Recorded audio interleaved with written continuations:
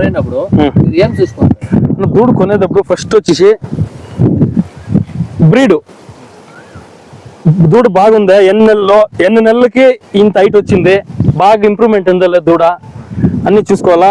మళ్ళీ రొమ్ములు 4 రొమ్ములు ఉందా, ఎక్స్ట్రా రొమ్ములు ఉందా అంతా చెక్ చేసుకోవాలా. 4 రొమ్ములు ఉండాలా. మళ్ళీ వచ్చేసి 8 పండ్లే ఉండాలి. ఒక దానికి 7 పండ్లు ఉంటుంది, 6 పండ్లు వస్తుంది. వస్తుందన్న.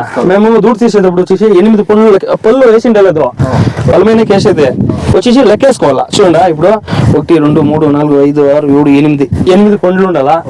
6 పండ్లు పుట్టారు పండ్లు ఉంటాయి, 7 పండ్లు ఉంటుంది, అదంతా ఉండకూడదు. 8 పండ్లు ఉండాలా. దూడ ఆరోగ్యంగా ఉండాలా, బ్రీడ్ ఉండాలా అన్ని. ఇప్పుడు ఒక దూడలు మేపేది ఎట్లంటే ఫారంలో మేపుతారు, ఒక్కొక్కరికి జమీన్ ఉండలేదు, వాళ్ళు వచ్చేసి పాలావుకి మేత వేసేకి వాళ్ళతో అంత మేత ఉండలేదు, దూడలు కట్టుకుంటారు. చిన్నగా మేత వేసుకొని పొలాలు చేసుకొని అమ్ముకుంటారు. అట్లా అంతా మన దగ్గర వచ్చి కొనుక్కోపోతారు. మళ్ళీ పొలమైన మాకే ఇస్తారు.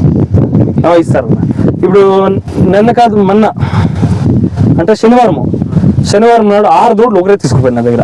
6 దూడలు కోలార్ సెటల్ వచ్చి 6 దూడలు ఒకరే తీసుకుపోయారు. దాంట్లో వచ్చేసి 3 నెలలు సమయం తీసుకుండేది, టెస్టెడ్ పడ్లు 2 ఉండే, 4 నాన్ ప్రెగ్నెంట్ ఉండే. వాళ్ళు కొనుక్కోపోయారు. మళ్ళీ అంతా రెడీ 9 నెలలకు వచ్చినాక అన్ని మాకు ఆపద రేట్ ఏముంటే ఆ రేట్ నాకు ఇస్తారు, మేమే కొనుక్కుంటాం. మళ్ళీ కొనుక్కుంటాం అన్న. ఇప్పుడు ప్రెసెంట్ ఈ ప్రెసెంట్ 2 అని ఉండేది. ఇది నిన్న వచ్చింది 2. ఈ ప్రెసెంట్ 2 ఉందన్న. చూడండి చూపించచ్చు. ఇంకా ఉంటాయి అన్న మన దగ్గర దూడ్లు ఆవులు అన్ని దొరుకుతుంది అన్న, అన్ని అవైలబుల్ అన్న. ఇది 7 పండ్లు 6 పండ్లు ఉండకూడదు ఉంటుంది, అట్లుంటే ఏమైతాయి? ఏమి అయ్యలేదు అంటే అట్లుంటే దాని వాల్యూ తక్కువ అనేది. ఇప్పుడు ప్రెగ్నెంట్ అవుతుంది కదా, ప్రెగ్నెంట్ అయినప్పుడు దాని అంతా లెక్కేస్తారు, వచ్చి దాని అంతా లెక్క పెడతారు. 8 పండ్లు ఇదంతా నీట్ గా ఉంటే ఏమి దానికంతా పేరు పెట్టలేదు, మంచి కాస్ట్ వస్తుంది. ఇప్పుడు ఇది ఉంది, మంచి బ్రీడ్ ఉంది పడ్డ. ఇప్పుడు వచ్చేసి ఇది 7 నెలలు అంతే. ఇది పుట్టి 7 నెలలు అయింది. దీని వయసు ఇప్పటికి 7 నెలలు అయింది అంతే. ఇది 9 నెలలకి ఈటికి వస్తుంది. అది అప్పుడు ఇప్పకూడదు, ఏజ్ చాలు. అది 10 నెలల 11 నెలలకి అట్లా ఇప్పిస్తే దూడ బాగా వస్తుంది, ఎముక బాగా బలిసి ఉంటుంది, బాగా కట్టుకుంటుంది, నింపిపోయినా బాగుంటుంది దూడ. అట్లా దాన్ని చూద్దరు అట్లా. ఇంకో దూడ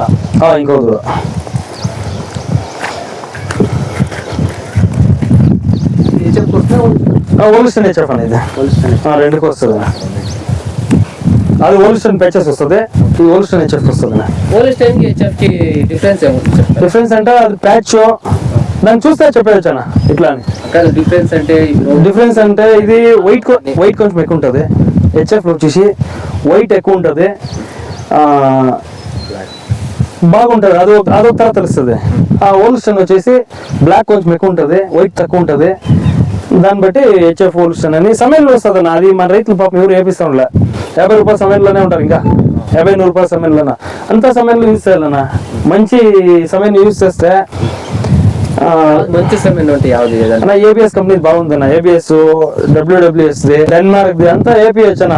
అంతా ఏపీస్. ఇప్పుడు ఆవు గ్రోత్ గా ఉండే ఆవుకి, చిన్న ఆవులకి అంతా అది వేయలేదు. కొంచెం గ్రోత్ గా ఉండే బాగుండే ఆవులకి తొలిది పట్టుకేయకూడదు. 2 ఈత 3 ఈత 4 ఈత ఇట్లా ఆవులకి మంచి సమయం ఇప్పిస్తే మంచి దూడ్లు వస్తుంది. ఫ్యూచర్ లో బాగుంటది, ఫారం డెవలప్మెంట్ బాగా అవుతుంది. మనం 50 రూపాయలు 100 రూపాయల సమయం ఇచ్చేసి అంతా క్రాస్ దూడ్లు పుట్టించి దానికి అంత వాల్యూ ఉండలేదన్న. డైరీ ఫామ్ లో సక్సెస్ఫుల్ వచ్చేసి దూడ్లు, పాలు ప్లస్ దూడ్లు వచ్చేసి మనం మంచి బ్రీడ్లు ఉండే దూడ్లని షెడ్లో వేసుకొని మేపుకుంటే ఆవు దూడ వేసి మళ్ళీ ఇంకొకసారి పనిమయ్యే కొందుకే ఈ దూడ సమయానికి వచ్చింటది, ఆ సమయానికి వచ్చింటది.